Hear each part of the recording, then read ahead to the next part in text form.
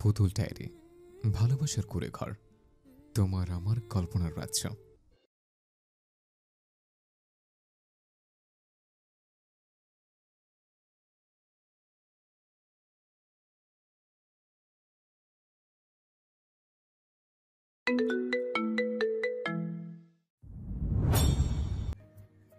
C বিচের কাছাকাছি ঠিক সমুদ্রের সমীপবর্তী এমন স্থানের হোটেলটিতে উঠেছে ওরা।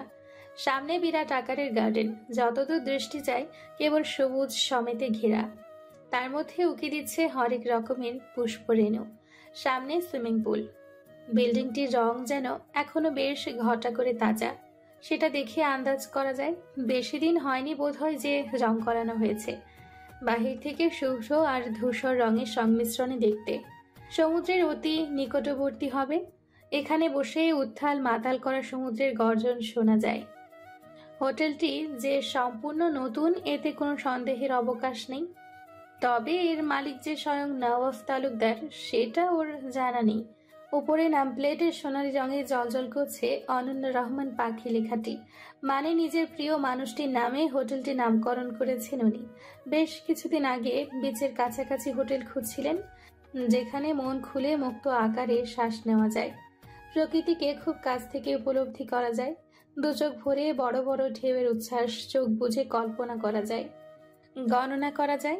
বারান্দা থেকে সরাসরি সমুদ্র দেখা যায়, তার উত্তাল ঢেউয়ের গর্জন শোনা যায়। ঠিক সময় হোটেলটির সন্ধান পেয়েছিলেন।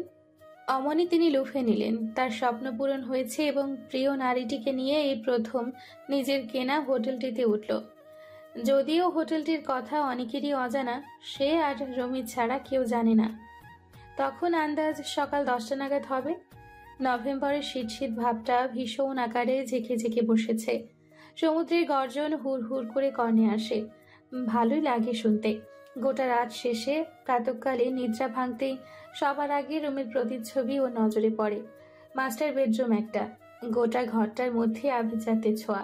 তুলতুলে আরামদায়ক 5 স্টার হোটেলদের মতো বিছানার গদি। ঘুমালেই নিচে ডেবে যায়। অনেক আরামদায়ক লাগে তখন। তুলতুলে বালিশ, রুমের ভেতরে আভিজাত্যপূর্ণ ঘেরা আসবাবপত্র। ভারী কালো রঙের পর্দা ভেদ করে সোনালি এক মুঠো আলোক রুমে এসে ঢুকে পড়ে, যেন তার বেশ তাড়া। পুরো রুমটায় কারুকার্য, ডেকোরেশন ওর ভীষণ ভালো লাগলো। বুকের ভেতরে নরম তুলতুলে বালিশটি জড়িয়ে রেখে এক নজর পুরো রুমটি আরো একবার ঘুরিয়ে ঘুরিয়ে দেখে নিল।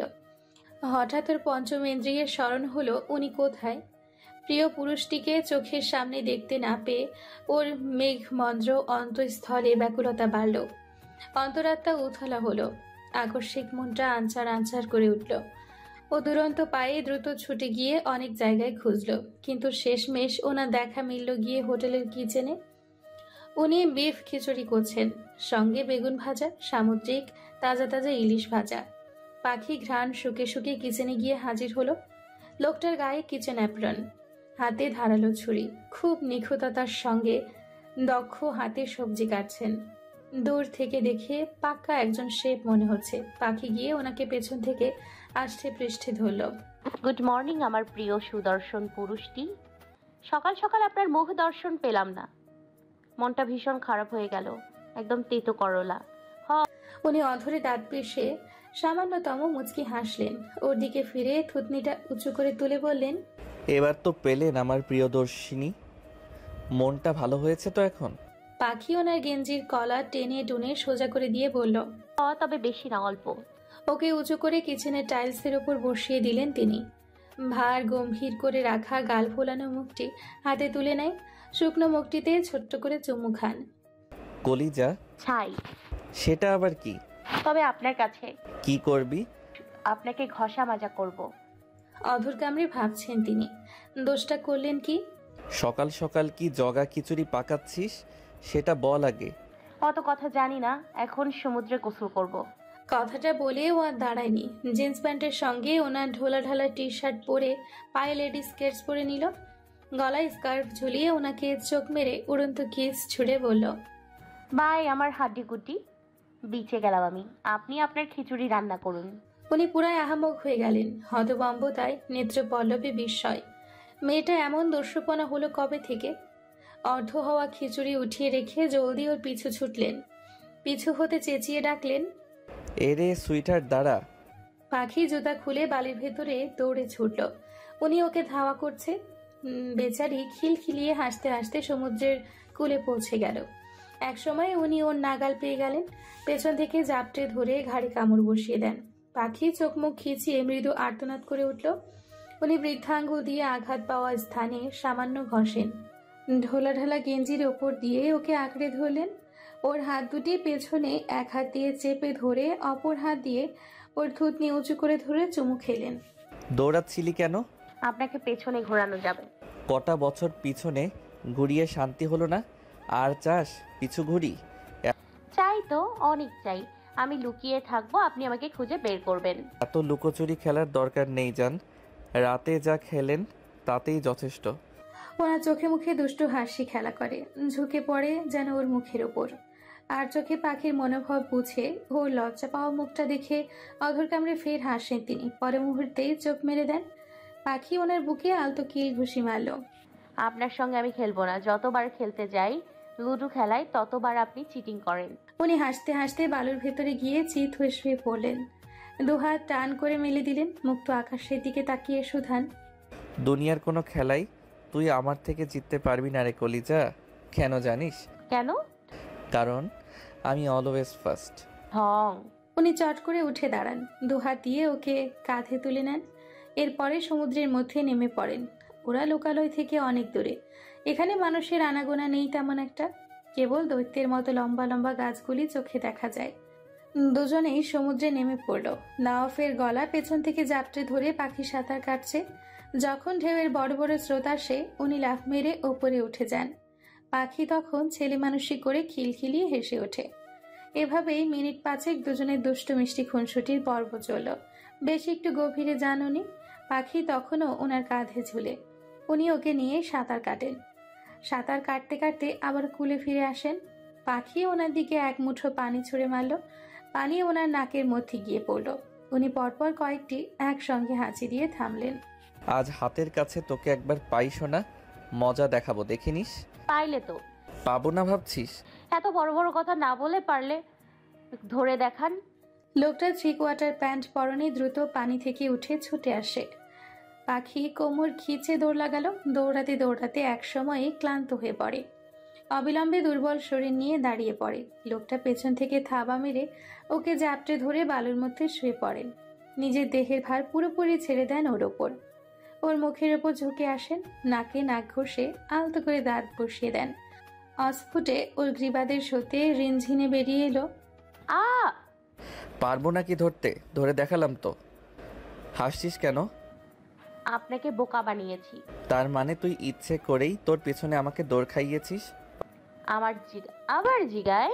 পাখি, বলুন চতুর পুরুষ।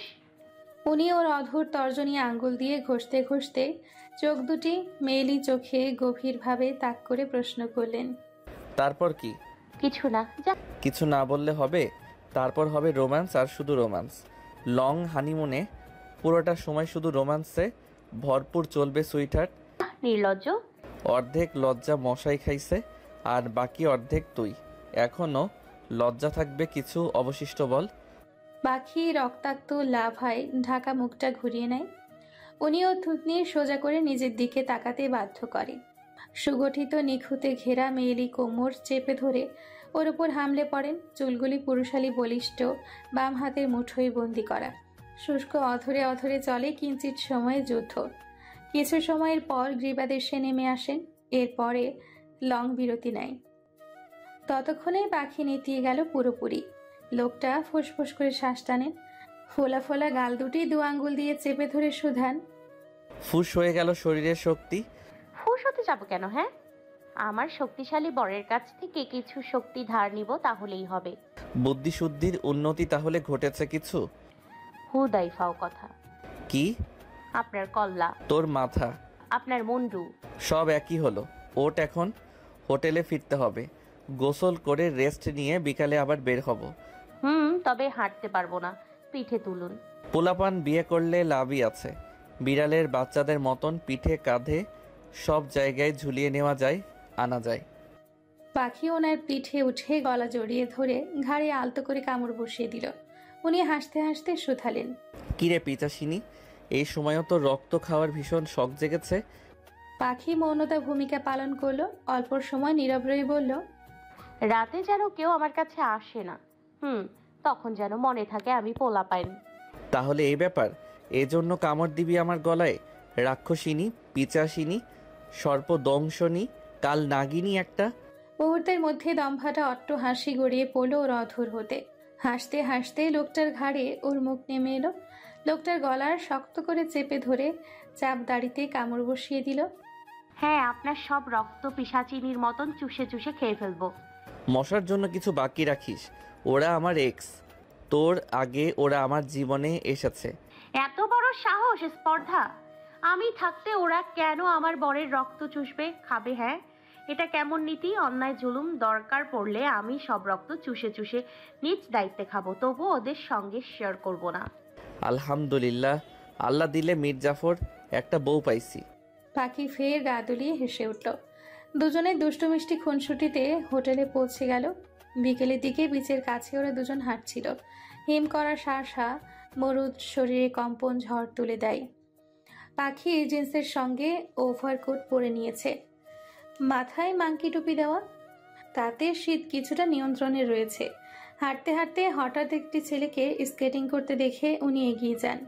হেই ব্রো, স্কেটিং শু দেওয়া যাবে? ছেলেটা অপ্রস্তুতে কিঞ্চিত কর হাসল।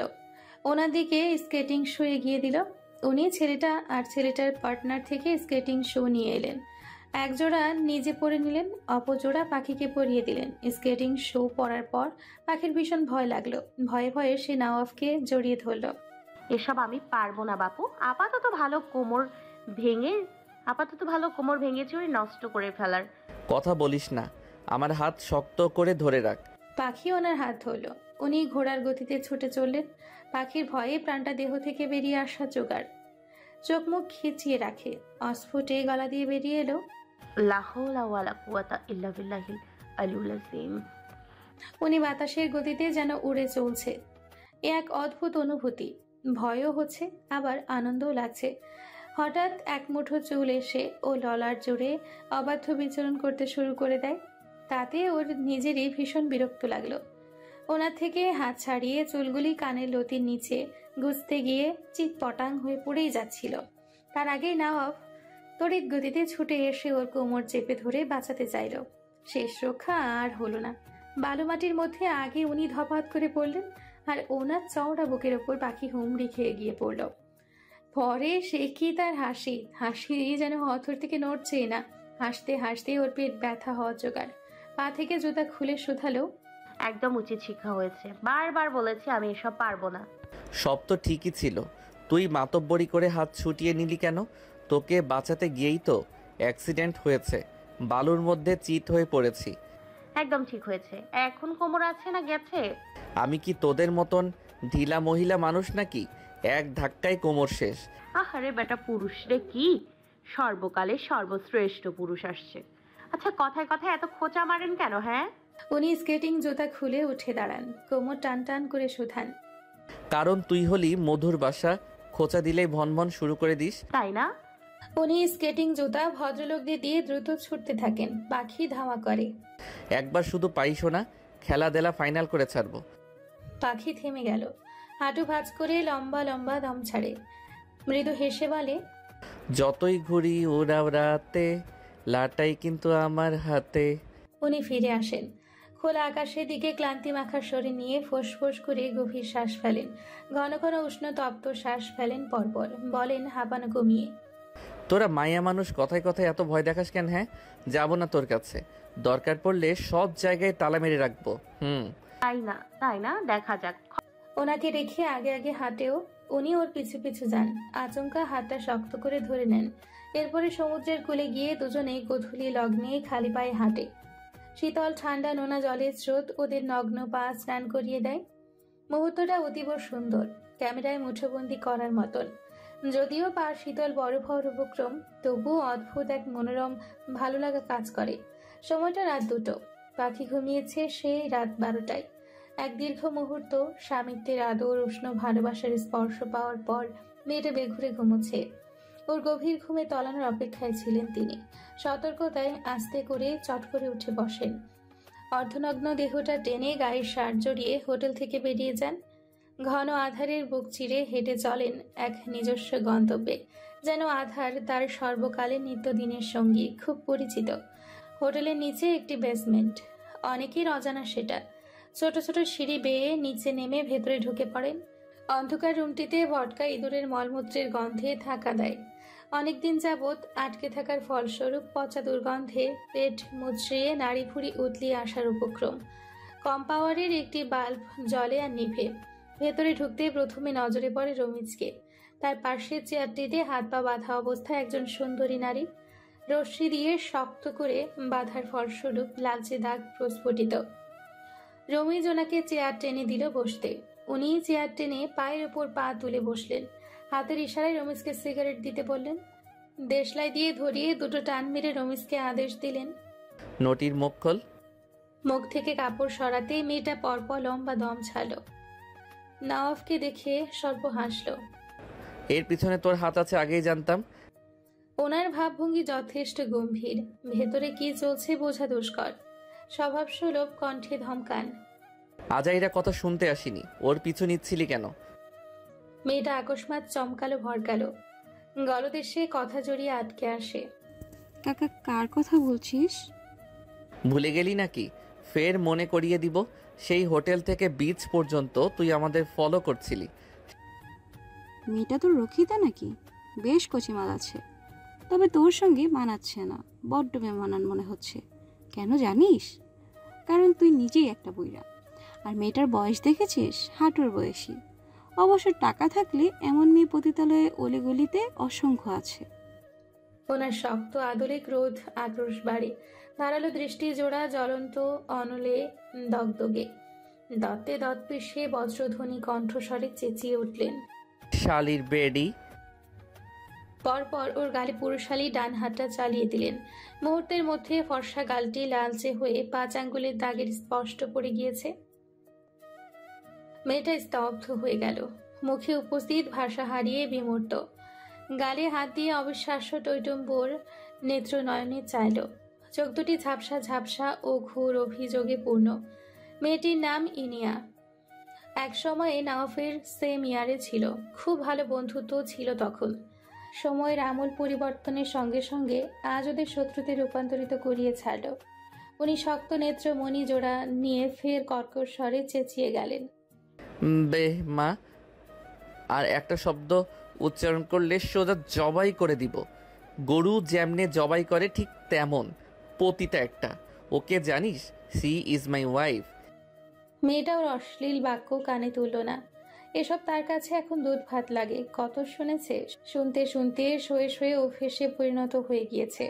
বরঞ্চ তাচ্ছিল্য স্বরূপ বিদ্রুপ করে হাসল। ও, তাহলে বিয়ের কাজ সেরে ফেলেছিস? কিন্তু তোর কচি বউ কি জানে তুই একজন ধর্ষক? উনি নিজের শক্ত রূপ শান্ত খোলসে আবৃত রেখে অথরের দত পিষে ভরাট গলায় শুধান, ইনিয়ারে আমি ধর্ষক ছিলাম না। ধর্ষক ছিল তোর সৎ ভাই, যাকে তুই ফেরেস্তা স্বরূপ ভাবিস। সেদিন রাতে এক মাতাল আরেক মাতালকে ধর্ষণ করেছিল, কথাটা সত্যি। আমি বিশ্বাস করি না। তোর বিশ্বাস দিয়ে আমার কি যায় আসে? তবে হ্যাঁ, জানতাম বিশ্বাস করবি না, এজন্য প্রমাণ সঙ্গেই রেখেছি। রমিজ, মোবাইলটা দে তো। রমিজ মুঠোফোনটি এগিয়ে দিল। মোবাইল চালু করে উনি 5 মিনিটের ভিডিওটা চালু করে দিলেন। ইনিয়া নামক মেয়েটা ভিডিওটা দেখে পুরাই নিস্তব্ধ ও স্থির হয়ে গেল। নড়চড় করার মতো বিন্দু মাত্র সুযোগ শক্তি পেল না। চোখ মুখে বিস্ময় ছড়িয়ে ছিটে। এসব এডিট করা, আমি বিশ্বাস করি না তুই আমাকে ধর্ষণ করেছিলি। উনি ওর আতঙ্ক অবিশ্বাস্য দৃষ্টি জোড়া এক ঝলক দেখে বেশ শান্ত স্বরে শুধান, দুনিয়াতে এত মেয়ে থাকতে তোর মতন কুৎসিত নন ভার্জিন মেয়েকে কোন দুঃখে আমি ধর্ষণ করতে যাব শুনি? নিজেকে বিশ্বসুন্দরী মনে করিস, তাই না? আমার বউয়ের নখের যোগ্য নস। আর তাছাড়া যে বিয়ের আগেই নিজের বিএফের কাছে শরীর বিলায়, সে কতটুকু ভালো হতে পারে বেশ করে জানা আছে। আমি নওয়াফ তালুকদার যদি চাই না, চুটকি বাজালেই মেয়েদের লাইন পড়ে যাবে। সেখানে তুই তো বাসি, থু, নিজেই 12 ভাতারি একটা। আমি তোকে জেলের ভাত খাইয়ে ছাড়বো না অফ। এই শালি তো বেশি কথা বলে। বাঁচতে চাস না নাকি? বাঁচতে তো চাই, আগে তোর লাইফ ধ্বংস করব, তারপর সুস্থভাবে বাঁচবো। উনি অথর বাঁকিয়ে ঘাড় ঘুরিয়ে ঘুরিয়ে মটকান। অদ্ভুত ভঙ্গিমায় অথরে অথরে বাঁকা হাসি রেশ ঘুরে বেড়ায়। সেই হাসি ইনিয়ার সর্বশরীরে ঝড় কাঁপিয়ে তুলতে যথেষ্ট ছিল। কেমন অমানুষিকের মতো অদ্ভুত আচরণ। ধারালো শক্ত সেই চাহনিতে ইনিয়ার শরীরে লোম অবধি কাটা দিয়ে ওঠে। ভয়ে আতঙ্কেও ছোট মুখটায় ঘাম দিতে শুরু করে দেয়। ততক্ষণে পকেট হাতিয়ে ছোটখাটো ছুরি বের করে আনেন তিনি। এরপরে উঠে ওর দিকে ঝুঁকে যান। এত সুন্দর একটা মুখে আঘাত করতে চাইনি, বিশ্বাস কর, কিন্তু করতে হচ্ছে। কেননা তুই বেঁচে থাকলে আমার যত অশান্তি সবে সুখের মুখ দেখেছি। এখনও আন্ডা বাচ্চাদের বাবা হওয়ার পর্ব বাকি। তার আগে এত অশান্তি চাই না। আপাতত তুইও ঠান্ডা থাক আর আমিও সুখী থাকি। তন্মধ্যে ধারালো 7 ইঞ্চি ছুরিটি চালিয়ে ওর জিহ্বাটা কেটে দিলেন। মেয়েটা পাগলের মতো গোঙানি দিয়ে উঠল। পুরো শরীর যন্ত্রণায় লাফাতে চায়। হাত পা বাঁধার ফলে ঠিকভাবে নড়তেও পারে না। খুব শান্ত স্বরে বলেন তিনি, রমিজ বাদশাকে নিয়ে আয়। ছেলেটা চুপচাপ বাধ্য ছেলেদের মতন চলে গেল। মুখ দিয়ে রক্ত পড়া অবস্থায় মেয়েটা ভয়ে সিটিয়ে যায়। পা দিয়ে চেয়ার ঠেলে দূরে যেতে চায়, কিন্তু পালিয়ে যাওয়া কি এত সহজ? সে যে ভয়ঙ্কর লোকটাকে রাগিয়েছে, তার ফল তো ভোগ করতেই হবে। জীবন এখন যাবে, এটা সুনিশ্চিত। কিছুক্ষণ পর লম্বা জিহ্বা বের করে ভিনদেশি দেখতে একটি কুকুর বেরিয়ে এলো। শরীরে সোনালি রঙের পশমে আবৃত, বেশ উঁচু লম্বা মোটা সোটা দেখতে। ওনার কাছে এসে বসে পড়ল। মাথাটা মেঝের সঙ্গে হেলিয়ে দিল। উনি ওর মাথায় হাত রাখলেন। ক্ষুধা লেগেছে তোর? আজকে রাতের জন্য ডিনার রেডি আছে। ইনিয়ার শরীর থেকে এক টুকরো মাংস কেটে উনি বাদশার নিকটে ছুঁড়ে দিলেন। মাংসের গন্ধে সে উন্মাদের মতো ওই এক টুকরো মাংসের উপর ঝাঁপিয়ে পড়ল। খাওয়া শেষ হতেই আবার নওয়াফের সামনে এসে লেজ নাড়তে নাড়তে বসে পড়ল। উনি ইশারায় ইনিয়াকে দেখালেন, তোর রাতে খাবার। অমনি মানুষ খেকো কুকুরটি রক্ত মাংসের ঘ্রাণ শুকে শুকে মেয়েটার উপর হামলে পড়ল। জীব না থাকায় মেয়েটা চিৎকার অবধি পর্যন্ত করতে পারছে না। কেবল গলা থেকে গোয়ানির অস্ফুট আওয়াজ ছাড়া কিছুই শোনা যায় না। তাজা দেহ থেকে কামড়ে কামড়ে খুবলে খুবলে ছিঁড়ে ছিঁড়ে খাচ্ছে মাংস মানুষ খেকো কুকুরটি। একজন জীবিত মানুষের মাংস খুবলে খুবলে খাওয়ার নৃশংস বিভৎস গা কাঁপানো হিম করা দৃশ্য দেখলে যে কারো মাথা ঠিক থাকার কথা নয়। সেখানে উনি গা দুলিয়ে দিব্যি হেসে যাচ্ছেন। সেই নিষ্ঠুরতম হাসি মেয়েটা যন্ত্রণাময় নেত্রমণি দুটি দিয়ে দেখল। দু চোখে তার আষাঢ়ের ঘন মেঘের ঢল, শ্রাবণের ঝোড়ো হাওয়া। কুকুরটি গলার কাছে কামড় বসাতেই তার নিঃশ্বাসের গতি ধীরজ ও থেমে থেমে এলো। শেষ পর্যায়ে একবার নিষ্ঠুর পুরুষটির পৈশাচিক মুখটি দেখে নিল। এরপরে দেহ থেকে প্রাণটা বেরিয়ে গেল। পাশাপাশি রমিজ আর উনি হাঁটছেন। রমিজ ওনাদের সঙ্গে এসেছেন, সেটা পাখি জানে না। ভোর 4টার দিকে বেসমেন্টে গিয়ে দেখেন বাদশাহ তাজা তাজা মাংস খেয়ে টান টান হয়ে শুয়ে আছে। ওর চোখ দুটি শ্রান্তিকরণে বন্ধ। ওনার শব্দ পেয়ে নিভু নিভু চোখে তাকিয়ে ফের চোখ দুটি বন্ধ করে নিল। আর মেয়েটার দেহের মাংস খণ্ড খণ্ড ছিন্ন বিচ্ছিন্ন হয়ে বিভিন্ন জায়গায় ছড়িয়ে ছিটে পড়ে আছে। মুখটা থ্যাতলানো, গলার শিরা কামড়ে নিয়েছে। মুখটার বিভৎস দশা। দেহে প্রাণ নেই, মাংসবিহীন হাড্ডি ও কঙ্কাল অবহেলায় পড়ে আছে। উনি সব হাড্ডিগুলি রমিজকে সমুদ্রে ফেলে দিতে বললেন। রমিজ যাওয়ার পরপরই নিজেও এই মাঝরাত্রে সমুদ্রে নেমে পড়লেন। বাহিরে কনকনে শীত, অথচ এই হাড় কাঁপানো শীতের মধ্যে দিব্যি তিনি সাগরে নেমে পড়েছেন। আকাশে ভরা জ্যোৎস্নার আলো, তার ভেতরে উনি সমুদ্রে সাঁতার কাটেন। ভোর হওয়ার আগে হোটেলে ফিরেন, তখনও পাখি গভীর ঘুমে তলিয়ে। মেয়েটা হয়েছে ঘুম কাতরে। উনি টাওয়াল পরে কাপড় পাল্টে নেন। এরপরে কম্পিউটারের ভেতরে ঢুকে যান। মেয়েটার দেহটা টেনে বুকের মাঝে শক্ত করে চেপে ধরে শুয়ে পড়েন। মুখটা কতক্ষণ শান্ত চোখে অপলোক করেন। সিমসাম পাতলা গড়নের মুখটা। কিছু সংখ্যক কিশোরী আছে যারা সাদা চামড়ার মতন অত ফর্সা নয়, তবে ফর্সা মেয়েদের তুলনায় অধিক মায়াময় সুন্দরী হয়। তাদের মুখ অবয়বে আকার কাঠামো এত নিখুঁত সুন্দর করে গড়া যে যে কোনো পুরুষকে তাদের নিখুঁত সৌন্দর্যের মুগ্ধতায় আবদ্ধ করতে বাধ্য করে। তাদের মুখটিতে অদ্ভুত এক মায়া মায়া জুড়ে দেওয়া থাকে।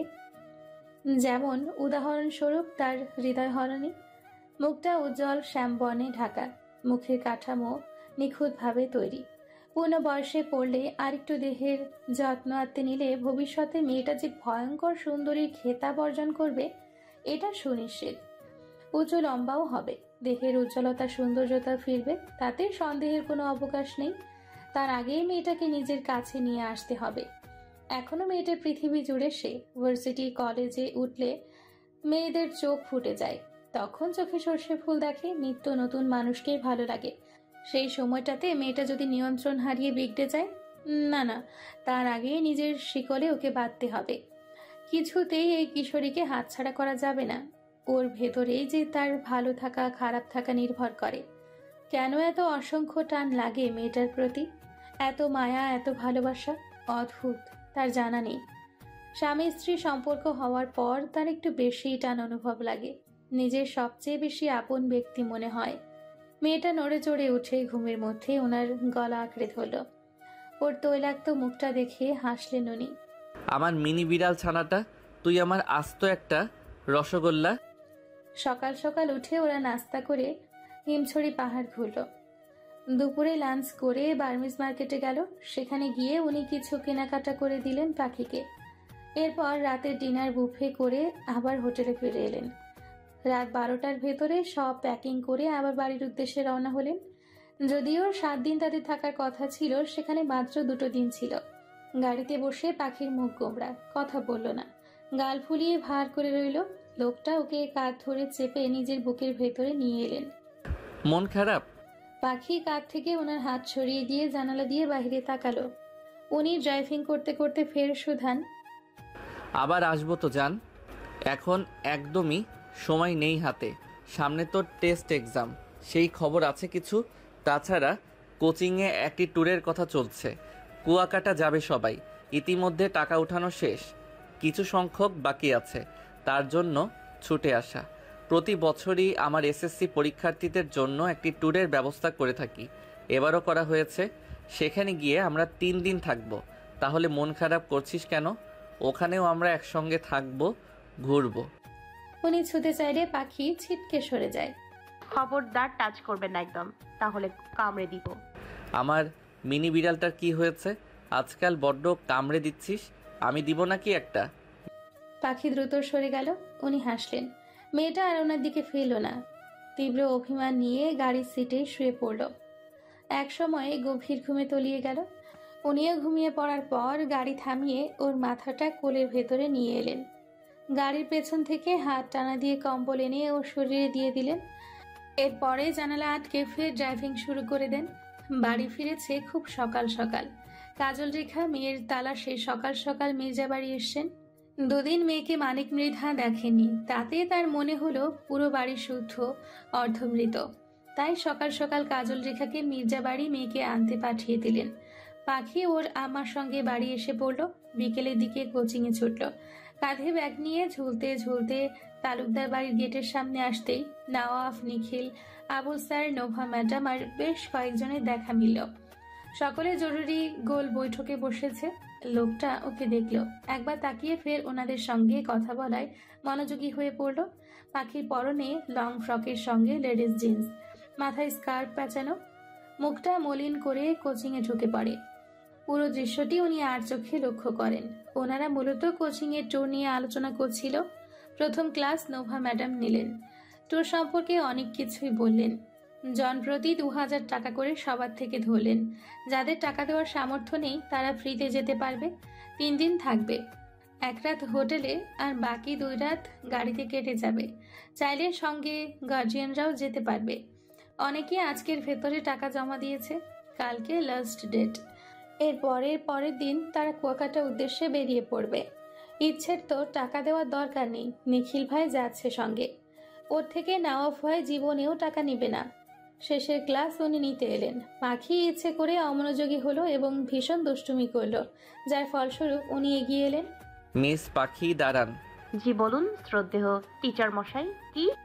তৎক্ষণাৎ ক্লাসরুমের মধ্যে অট্টহাসির রোল পড়ে গেল। উনি চোখ রাঙালেন। সকলে মুহূর্তের মধ্যে সাইলেন্ট হয়ে গেল। ইচ্ছে পাশ থেকে ফিক করে হেসে দিল। নওয়াব চোখ রাঙালো। মিস ইচ্ছে আপনিও দাঁড়ান। ইচ্ছে আমতা আমতা করে দাঁড়ালো। আপনি পাখির কান ধরুন, একজনে আরেকজনের কান ধরে দাঁড়িয়ে থাকুন। যতক্ষণ আমার ক্লাস শেষ না হবে আপনারা এইভাবে দাঁড়িয়ে থাকবেন। পাখির ভীষণ কান্না পেল। মনে মনে কটা গালি দিতে ইচ্ছে জাগলো। হারামজাদা, আল্লাহ বিচার করবে। বউরে শাস্তি দেয়া না, খালি রাতে আইসেন, মুখে গায়ে সমস্ত জায়গায় তালা আমার মুখ। ক্লাস ছুটির পর স্বাধীনের সঙ্গে রাস্তা দিয়ে পাখি হেঁটে যাচ্ছিল। পথিমধ্যে স্বাধীনকে আগে আগে হাঁটতে বলে উনি ওর পথ আটকে দাঁড়ালো। বুকে আড়াআড়ি হাত বেঁধে নিম্নষ্ঠ পিষে সুধান। ট্যুরের টাকা দে। ওমা, ট্যুরের টাকার জন্য আপনি মাঝ রাস্তায় আটকে ভিক্ষুকের মতো হাত পেতে টাকা চাইছেন? ছি নওয়াব ভাই, ছি, এমনটা আপনার থেকে আশা করি নাই। টাকা দিবি না? না, কেন দিব? এত বড় একটা ধামরা মার্কা জামাই থাকতে আমায় টাকা দিতে হবে কেন? হ্যাঁ, আর তাছাড়া টাকা যদি আমায় দিতে হয় তাহলে আপনি কিসের জামাই? ইচ্ছে আপনাকে কোন কামে লাগলো? পাখির আর একটা শব্দ উচ্চারণ করলে মাঝ রাস্তায় তোরে পিষে মারবো।